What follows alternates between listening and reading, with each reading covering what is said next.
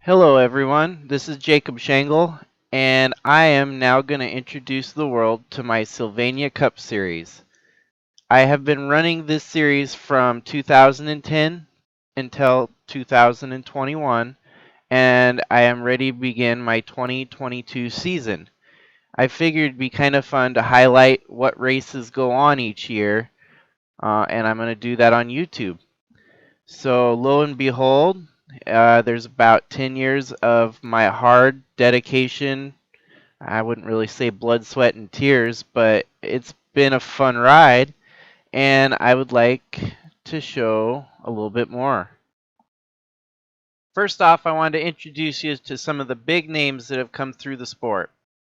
Many of you will recognize most of these drivers from NASCAR and IndyCar.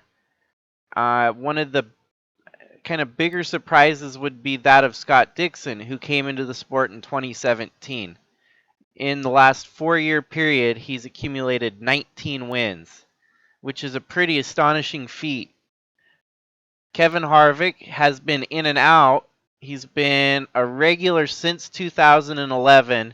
He did not run in the last couple years, having run about 8 of the 12 seasons that have been contested. He's got 16 wins, which is pretty admirable as well.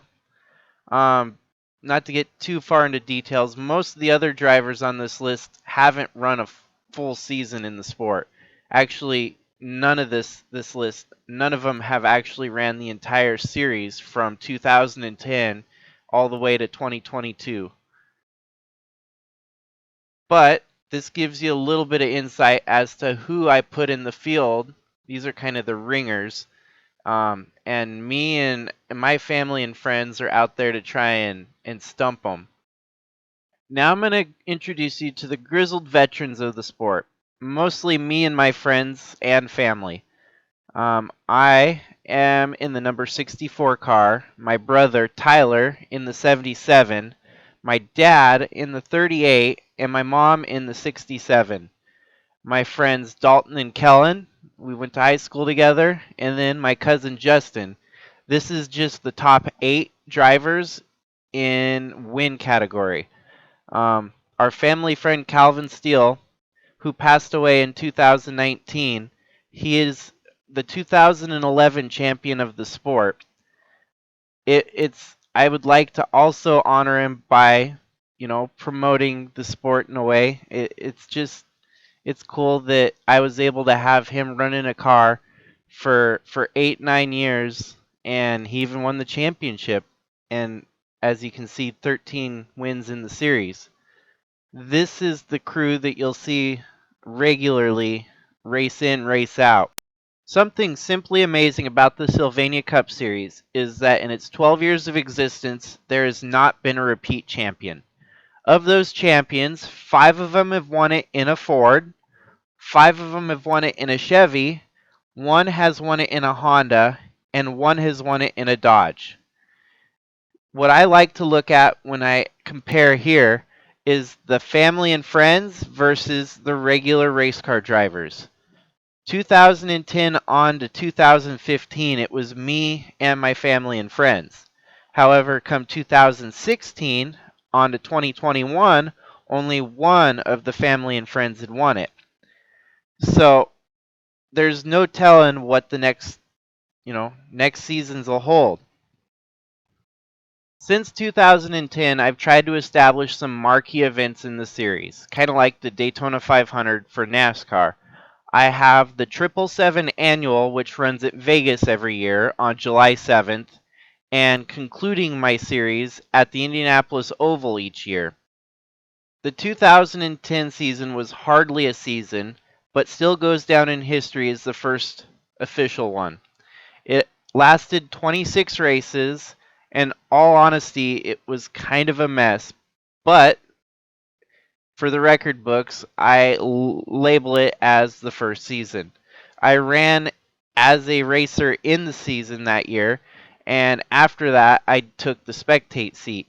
I was not looking forward to racing 400, 500-mile races, and I thought it'd be fun to watch them instead. One of the things that pop up very often is the rivalry between me and my brother. He has managed to surpass me in the last couple years, but originally I was the winningest driver.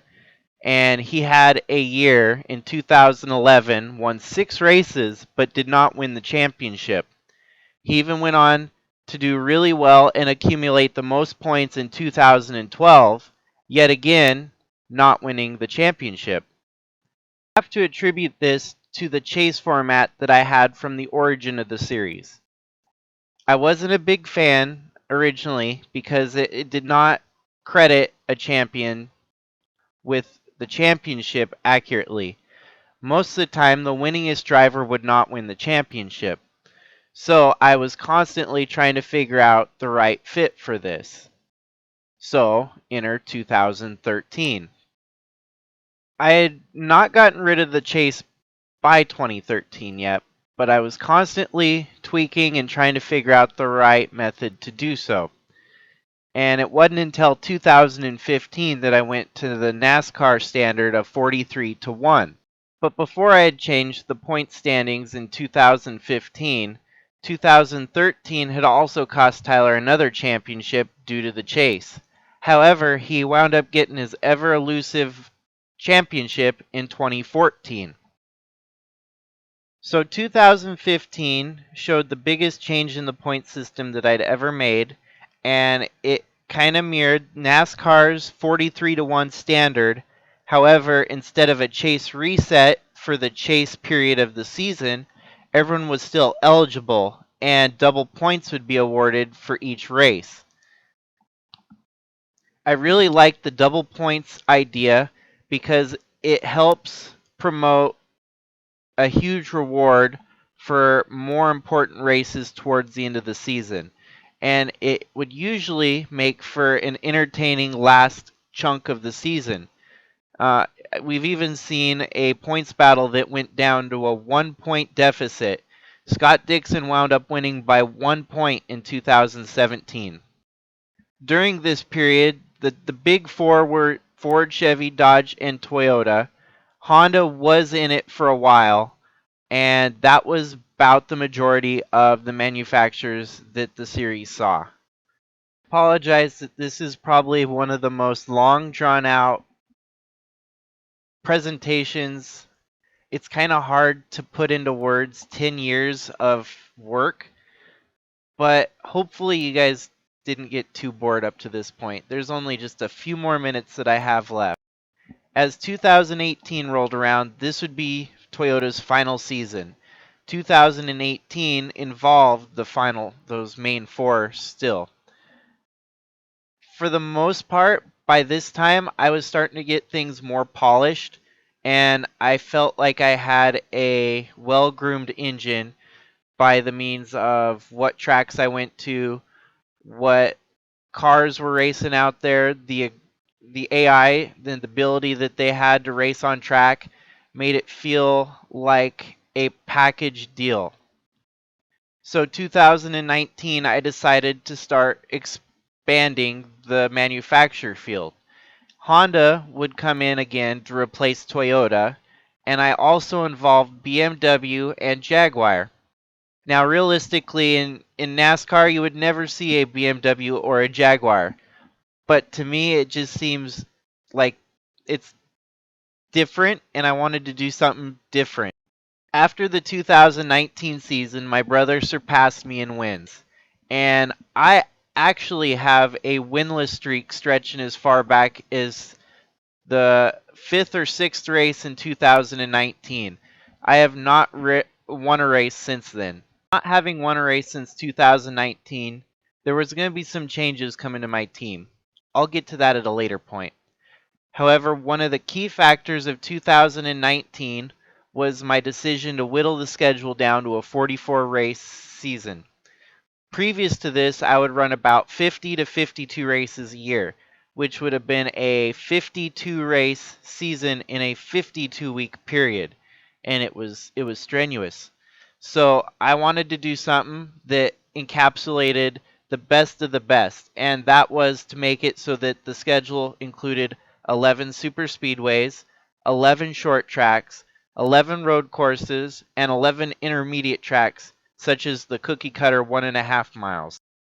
2020 was the scene of one of the closest races in history, and I'll show you the slide on the next picture that I got.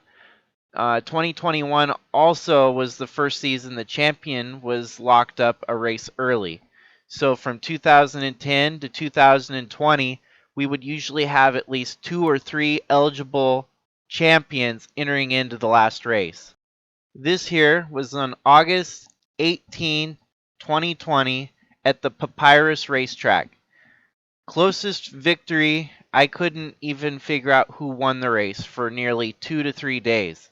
I took different angles, looked at it, and finally declared Tyler Shangle the winner on that race. As you can see, it would be anyone's guess as to who actually won that race. So now I've gotten to 2022, and I've made it the next gen series. This will include Mercedes-Benz as a manufacturer. We've also got the normal cast of Ford, Chevy, Dodge, and also we've got Honda, BMW, and Jaguar, who'd also returned from the previous years. So I'm going to dedicate this channel to showing you races in and out throughout the season and see how it goes. Thanks for watching the video, and hopefully it gets better from here on out.